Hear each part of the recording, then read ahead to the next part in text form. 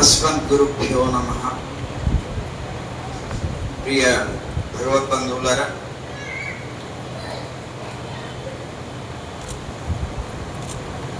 అస్మదాచార్యులు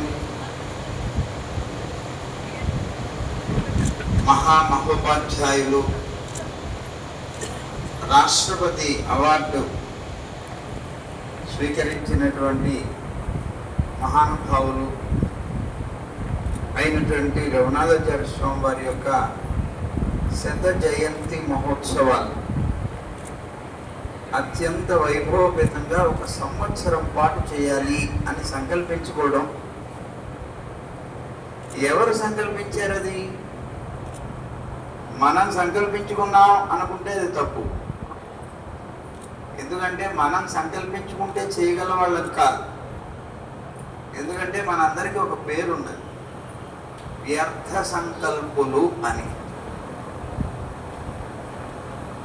పరమపదానికి ఏం చేశారు కనుక రఘునాథాచార్య స్వామి వారు వారికి ఒక పేరు వచ్చేసింది అక్కడ, సత్య సంకల్పులు అని. ఆ సత్య సంకల్పులైనటువంటి మహానుభావులు వారు సంకల్పించినటువంటిది ఇక్కడ నెరవేరుతున్నది. దానికి మనం పరికరాలు, ఇన్స్ట్రుమెంట్స్, మనని ఒక పరికరంగా తీసుకొని వారు ఇదిగో ఈ కార్యక్రమాన్ని నడిపిస్తున్నారు. అదేంటండి, వారి శత జయంతి మహోత్సవాలు వారు జరిపించుకుంటారా అని అంటే, ఇప్పుడు ఒక గురువు గారి దగ్గరికి వెళ్ళాము. ఆ గురువు గారు మనకి విద్యను బోధిస్తున్నారు. బోధించేటప్పుడు గురువు దగ్గరికి వెళ్ళినప్పుడు ఆచార్యులుగా మనం నమస్కరించాలి.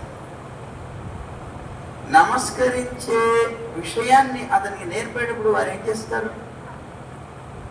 వారు నమస్కరించి చూపించి నమస్కరింపజేసుకుంటారు.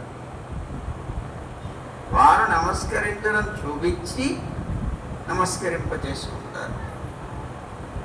అలాగే మనందరికీ కూడా శిష్యులైనటువంటి వారు ఆచార్యుల పట్ల ఎలా ఉండాలి అనేటువంటిది చూపించాలి కనుక వారు సంకల్పించి మన చేతి చేయిస్తున్నారు. లేకపోతే మనకందరికీ తెలియదు. ఇప్పుడు దాకా అందరం చెప్పుకుంటున్నాం అజ్ఞానంలో అజ్ఞానంలో అజ్ఞానంలో అజ్ఞానంలో. అజ్ఞానులను కనుకనే జ్ఞాన నిధి అయినటువంటి వారిని ఆశ్రయించాం. వారు మనందరికీ కూడాను ఒక దారిని చూపించాలి కనుక మనందరికీ కూడా ఇదిగో ఆచార్యుల పట్ల శిష్యులు ఉండవలసినటువంటి విధానం ఇది. వారిని స్మరించుకోవాలి, వారి పట్ల ఇదిగో కృతజ్ఞత భావాన్ని ప్రకటించుకోవాలి అనేటువంటిది చూపించడమే ప్రధానం. ఇప్పుడు మనం భగవంతుడిని ఆరాధన చేస్తున్నాం, పాంచరాత్ర ఆగమం అన్నాం. ఈ ఆగమంతో ఎవరు చెప్పారండి? ఎవరు అనుగ్రహించారు? నారాయణుడే అనుగ్రహించాడు. ఎవరి ఆరాధనది? వారికి సంబంధించిన ఆరాధనే. వారికి సంబంధించినటువంటి ఆరాధన విధానాన్ని వారు చెబితే తప్ప తెలుసుకోలేనటువంటి అజ్ఞానులం కనుక వారు మనకి అనుగ్రహించి మన చేత చేయించుకుంటున్నారు. ఎలాగో అలాగే మనకి ఆచార్యులు కూడా దిశానిర్దేశం చేస్తారు. మనం బ్రతకవలసినటువంటి రీతి ఏమిటి అనేటువంటిది చూపిస్తారు. అలాగా పరంపదంలో వెంకటేసి ఉన్నటువంటి సత్య సంకల్పులైనటువంటి మన ఆచార్యులు, మనం అందరం ఆచార్యుల పట్ల కృతజ్ఞత ఆవిష్కారాన్ని ఎలా చేసుకోవాలి అనేటువంటి విధానాన్ని మనందరికీ కూడా చూపిస్తుంటే మనం దాన్ని అనుసరిస్తూ వెళుతున్నాం. ఆ క్రమంలో భాగంగానే మనకి సంవత్సరం పాటు కూడాను ఈ శత జయంతి మహోత్సవాలని జరపడం కోసంగా వారి యొక్క ఆజ్ఞతోటి సంకల్పించి అదిగో మన షడగోపాచార్య స్వామివారు సముద్రాల వారికి మనస్సులో ఈ విధమైనటువంటి ఆలోచన వారి హృదయంలో ఉన్నటువంటి మన స్వామి సంకల్పించడం వల్ల వారు సంకల్పించారు అని మనం అనుకుంటున్నాం. అదిగో వారు చక్కగా వైభవపేతంగా ఈ కార్యక్రమాన్ని అంతటినీ చేశారు. ఆ శక్తిని ఎవరిచ్చారు? వారే ఇచ్చారు, స్వామి ఇచ్చారు. అలాంటి అద్భుతమైనటువంటి చక్కనైనటువంటి రీతిలో వారికి మంచి పరికరంగా ఉపయోగపడుతూ చాలా చక్కగా ఈ కార్యక్రమాన్ని అంతటినీ కూడా సంవత్సరం పాటు నిర్వహించి, సంవత్సరం సరిపోదు దీని తర్వాత కూడా మనకి జరగవలసిందే అనేటువంటి ఉద్దేశంతో వారు లోకానికి అందరికీ కూడాను విజ్ఞానాన్ని పంచినటువంటి వారు కనుక, అలాంటి విజ్ఞాన ధనులైనటువంటి వారు ఎవరైతే ఉంటారో అలాంటి వారిని సన్మానిస్తే వారికి సంతోషం కనుక మనం ఏం చేయాలి? వారికి ఆనందం కలిగించేటువంటి క్రియలు చేయాలి. వారికి ఏది ఆనందం? పండితులైనటువంటి వారిని సత్కరిస్తే వారికి మహానందం. వారు కూడాను అక్కడ వారు ఏం చేసి ఉన్నప్పుడు కూడాను అనేక రకాలుగా అనేక మంది పండితుల్ని సత్కరించారు. వారికి ఇష్టమైనటువంటి ప్రక్రియ అది.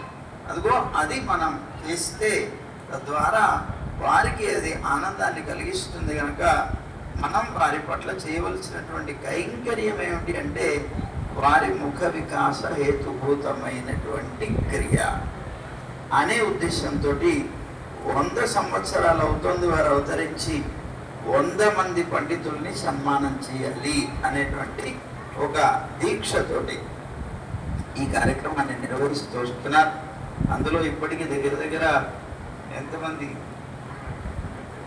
73 మందికి ఇప్పటికి పూర్తయింది. మరి స్వామి అవతరించబోతున్నారు. రేపు మూలా నక్షత్రం మనకి రేపు రాబోతోంది. ఆ రోజు అవతరిస్తున్నారు కనుక మరి 73 మంది ఈ లోపల అయ్యారు. కానీ కొంతమందికి పూర్తి కావాలి కనుక కొంతమంది ముందు కొంతమంది తర్వాత చేస్తూ ఉంటారు కార్యక్రమాలు కదా. వారు అవతరించడానికి ముందు నుంచి ప్రారంభిస్తారు, కొంతమంది అవతరించిన రోజు నుంచి ప్రారంభించి తర్వాత కూడా చేస్తారు.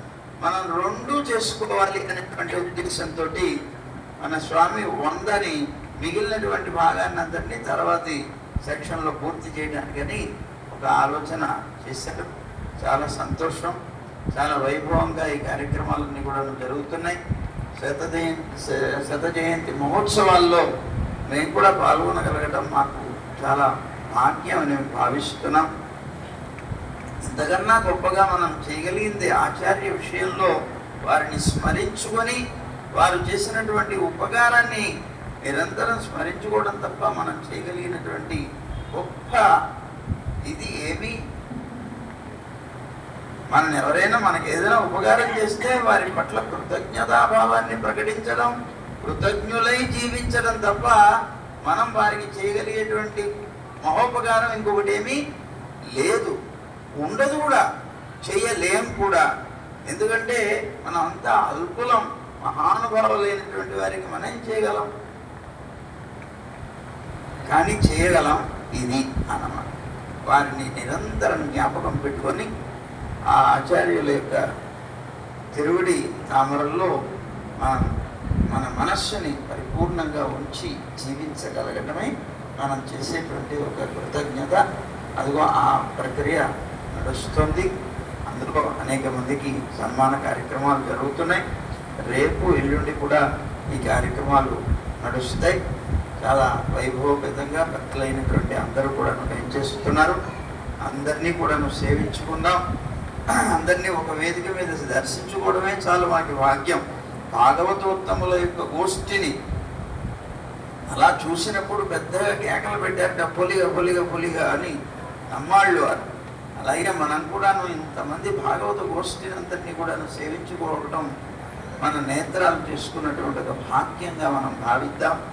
అలాంటి చక్కనైనటువంటి ఈ భాగ్యానికి ప్రధాన కారణం మన స్వామివారి యొక్క శత జయంతి మహోత్సవాలు మనకి కారణమవడం కూడా మన భాగ్యం అని మనం భావిస్తూ జై గోవింద, జై శ్రీమన్నారాయణ. స్వామి గారి శ్రీచరణాల్లో కృతజ్ఞతాపూర్వకంగా దాసోహ సమర్పణ చేసుకుంటాం.